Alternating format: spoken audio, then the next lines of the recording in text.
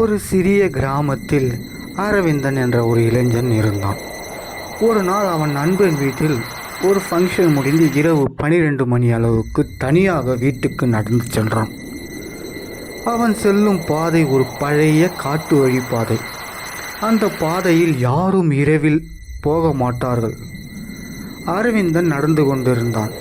அப்போது திடீரென்று யாரோ பின்னால் வருவது போல் காலடி சத்தம் கேட்க ஆரம்பித்தது. அவன் மெதுவாக திரும்பி பார்த்தான். ஆனால் யாருமே இல்லை. அவன் மீண்டும் பயத்தோடு நடக்க ஆரம்பித்தான். மீண்டும் டக் டக் டக் என்ற சத்தம். அவன் இதயம் வேகமாக துடிக்க ஆரம்பித்தது. யாராவது என்னை பின்தொடர்ந்து வராங்களா என்று பயந்தான். பின்பு அவன் ஓட ஆரம்பித்தான். அந்த சத்தமும் வேகமாக வந்தது. சிறிது தூரம் ஓடிய பிறகு அவன் தைரியம் கொண்டு திரும்பி பார்த்தான். அங்கே நின்றது ஒரு சிறிய நாய். அந்த நாய் அவனை பயமுறுத்தவில்லை.